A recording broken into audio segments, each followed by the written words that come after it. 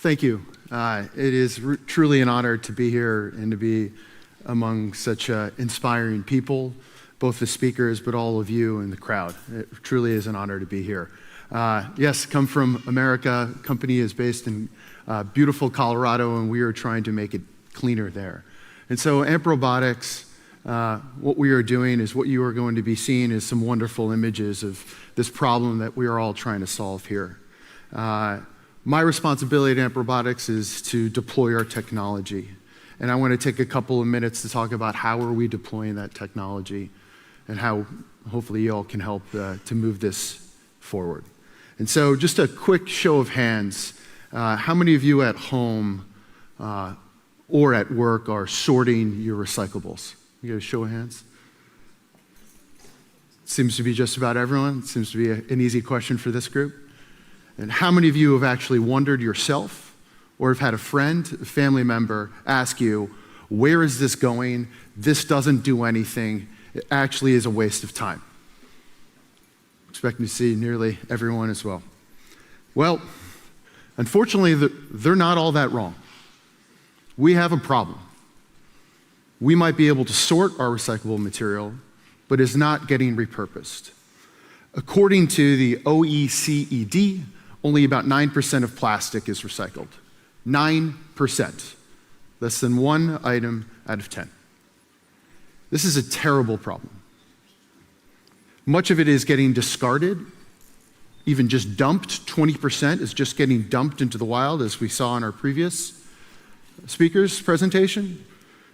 Much of it actually, once it gets sorted from your home or from your office, actually goes to a facility, and there it is discarded.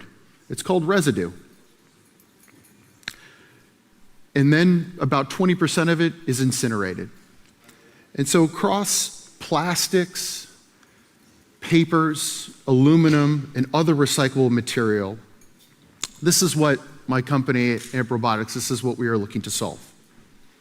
We want to enable a world without waste.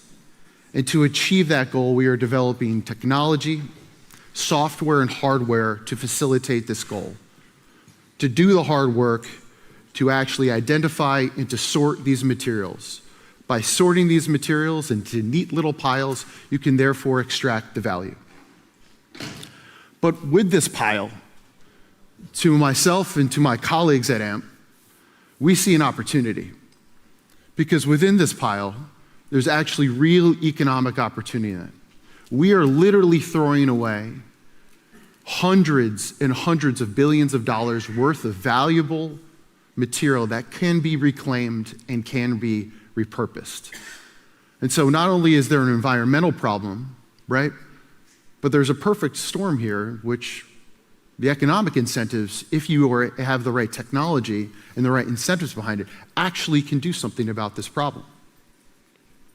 The problem that we see right now in many of these facilities, when we sort our materials and they go to what we think is a happy place, right, is they get missed. They get missed repeatedly. And the problem is cost-effective identification and the sorting of various types of plastics, various types of papers, and also aluminum and other recyclable materials. In recent years, we are seeing that there is other technology that is coming online. There's this great swell that is being advanced through the adoption of artificial intelligence to meet a growing, slowly but growing demand for the use of reclaimed materials. And it has begun to force the industry to find more cost-effective solutions to drive improvements in the sortation and the processing of recyclable materials.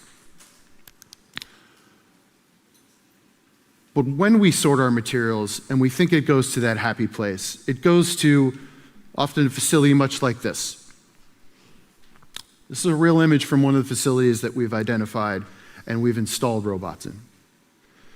Now, what I see here also, not just that there's so much material coming down a conveyor belt, is that there are a lot of human hands here. This is a very nasty problem. This material can be dangerous, it can smell, but most of all, it is unrelenting. Material comes down a conveyor belt at these facilities, day after day after day after day. And in many of these facilities, you have the use of optical sorters, screens, magnets, various conveyor belts that are basically trying to separate as much material as possible. But still, in these facilities, you have human sorters. I was at a new facility in France 2 days ago, and they built a brand new facility, and they have places in one room for 42 people. 42 people. They are not sure that they can staff that location, but they've built it, assuming that they will. And so with this is that if there was one problem that I think a robot could solve, an artificial intelligence could solve, maybe it's the sorting of this type of material. Now, if you were to stand over this conveyor belt for 5 minutes, you could probably do a pretty good job. You'd be able to identify this is a plastic water bottle, this is an aluminum can, and you could do that and be a little game.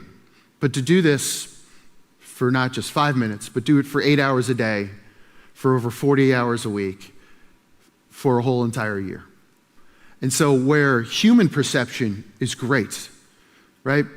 But we lack the precision to do this repeatedly and at the scale that is necessary in order to truly identify and to sort this material so it can go to that happy place.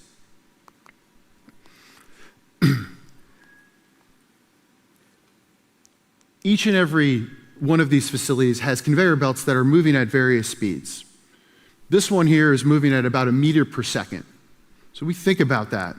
That is a lot of material consistently coming down. And after a while is that humans get tired. The boss isn't watching. And so what we find is that, well, work is work, right? And we need humans to do good work. This isn't it. Because we find at these facilities is that there is an intense labor shortage. Nobody wants to do it. At one facility in rural New Mexico that I was in a couple weeks ago, with high unemployment throughout that state, is 96% of the jobs, these jobs, are consistently being gone through. They cannot find the people to do it. And they are paying over 3 times what minimum wage is in that state. They cannot find the people to do this. So we, through technology, we think we can do better than this. We believe that the key to this is utilizing artificial intelligence. By digitizing billions upon billions of images, we capture a vast array of material packaging and container types. And then we automate the recovery of even the hardest to recycle materials, aiding our path to a truly more circular economy. AI-enabled sorting technology works by looking at images on these conveyor belts within these facilities. We must give it examples of this material that belongs to each and every category. It's not just taking a nice, clean bottle. It's actually how many different forms can it come through, and training these models. On a given day, AMP can see over 200 million images, 200 million images per day. And where our robots are currently installed, we are picking well over 20 million items per day. 20 million. That's a lot of picks for a human to do.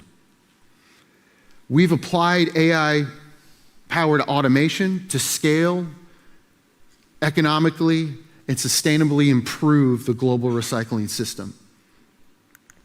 And we've developed high-speed intelligent robotic sorting systems with 3 components, which you can think of as the brain, the eyes, and the arms.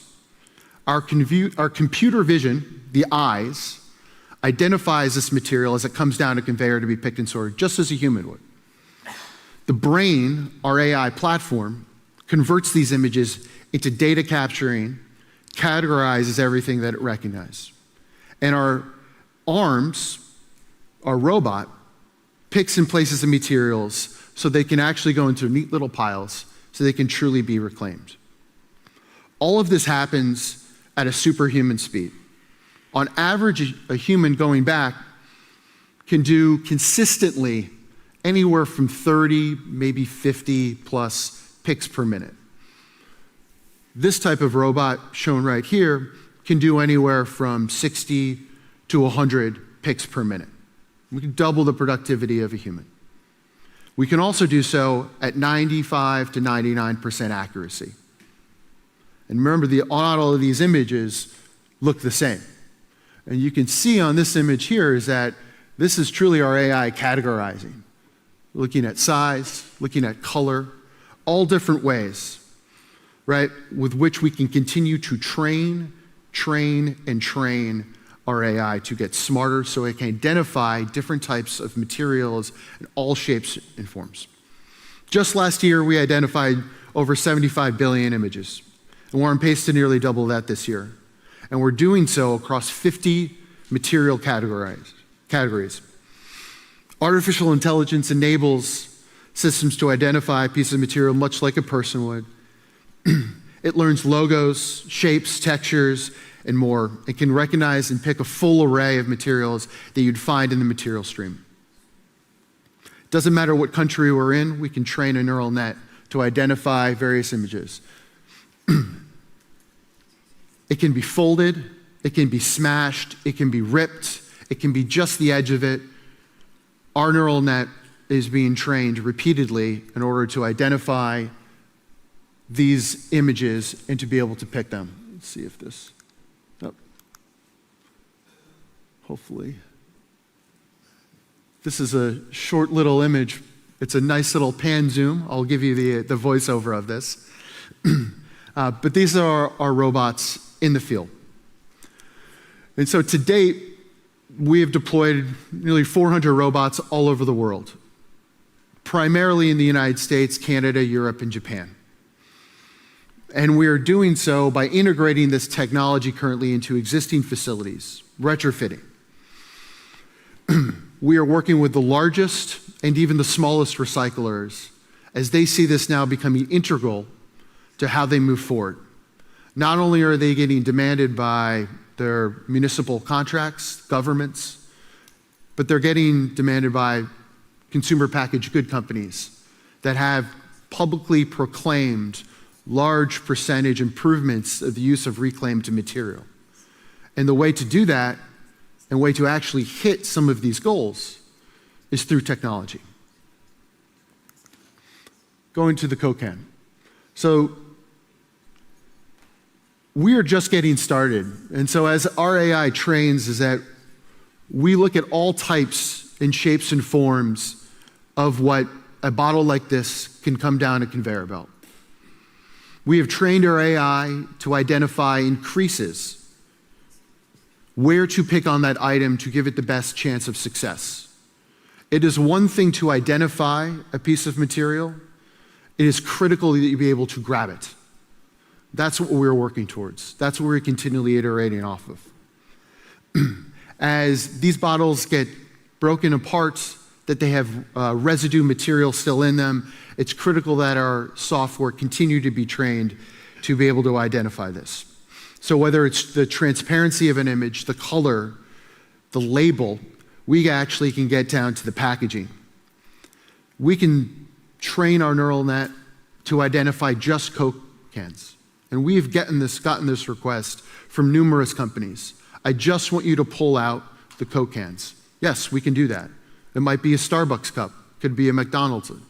That's the power of artificial intelligence. And by doing that, the cost that has been to sort this material actually creates an opportunity if you were able to sort material in finer, more granular piles, in neat little piles, you're able to extract more value. And that has inhibited the industry to date. And so where are we going next? It's nice to have some robots installed in a couple locations, right? What's coming next is actually you can make real change. This is a facility of ours in Atlanta.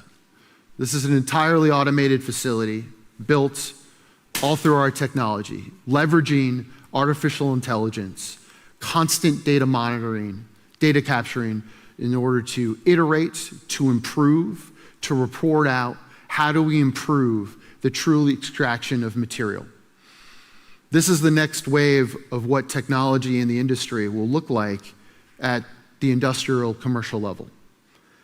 And so by us building these high diversion sortation facilities with our technology, we're able to now sell this technology to municipalities or to large waste processors, and we're able to provide anyone that is looking for is the data, which is really critical once you're able to actually sort this information, is to truly know what you are capturing and what you are missing.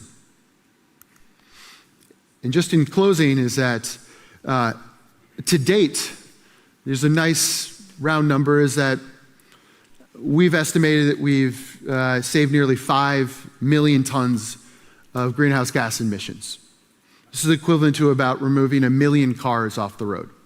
That sounds nice. I think it is embarrassingly low. We have to move faster. We have to deploy this technology. That's what everyone at my company and myself that we are inspired to do, is to deploy this technology faster, because there is no reason, as it is being deployed and commercialized today, that this can't be done sooner and not being waiting for tomorrow to do so. I greatly appreciate your time. Thank you.